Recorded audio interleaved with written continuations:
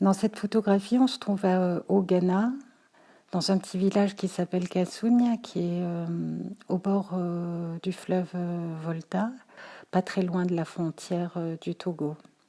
Ce qui me frappe en premier lieu, c'est la présence de la nuit. L'obscurité, l'ombre, le noir occupent pratiquement les trois quarts de l'image. Seule une ampoule qui est située en haut éclaire la scène.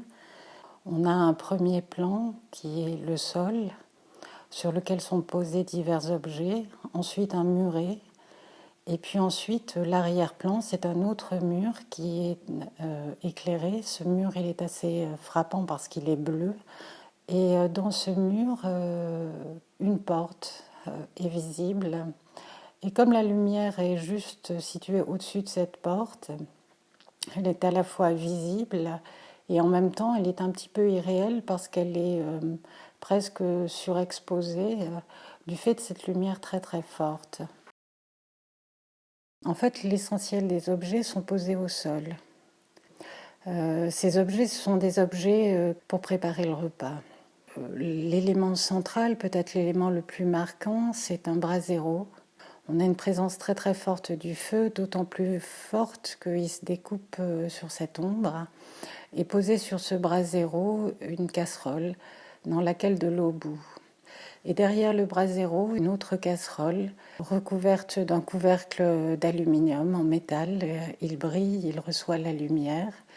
À côté de ce brasero, et comme en contraste, il y a une passoire blanche en plastique qui contient des charbons de bois qui, eux, sont noirs. Juste à côté de ce brasero, il y a une petite table. Sur cette table sont posés trois objets. Un premier objet qui est un couteau. Il est là comme en attente. Juste à ses côtés, une sorte de boîte de conserve qui doit servir de récipient. Elle est vide. Là, en l'occurrence, le couvercle a été retiré. Et un troisième objet qui, lui aussi, a un caractère un petit peu énigmatique parce qu'il s'agit d'un pot de terre. Et dedans, il y a trois bols.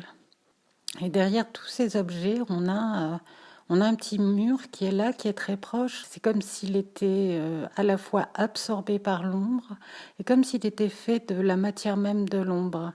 Moi, quand je le regarde, je pense un peu à de la peinture de Soulages.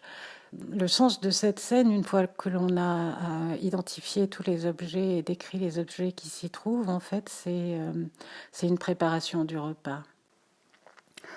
Moi, j'aime beaucoup travailler à la chambre parce que, alors, c'est un petit peu paradoxal, peut-être parce que je vois mal l'image que je fais, et donc, du coup, je suis obligée d'être plus attentive à ce que je photographie et pas à l'image que ça va donner. Et ensuite, parce que j'aime beaucoup travailler justement dans ces moments qui sont entre chien et loup, à la tombée ou au lever du jour, ou bien dans la nuit.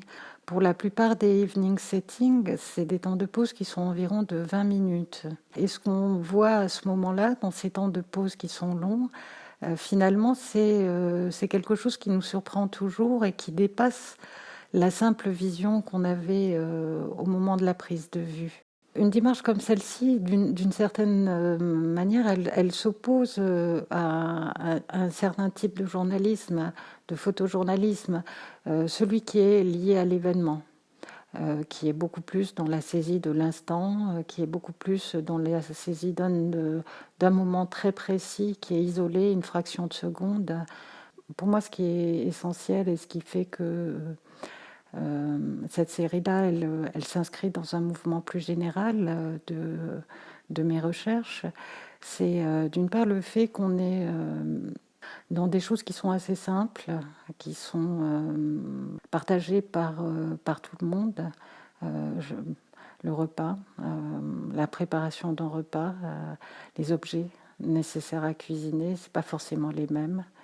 La nuit est un élément qui parcourt l'ensemble de mon travail. Pour moi, c'est une question plus générale, peut-être plus métaphysique, mais en même temps que je trouve complètement essentielle, c'est-à-dire qu'est-ce que je vois, qu'est-ce qu'on peut voir, où est-ce on accepte aussi que le regard s'arrête. Et la nuit, c'est une des limites de la vision. La nuit, c'est l'espace du rêve, c'est aussi un autre espace social, c'est aussi un temps de la marge.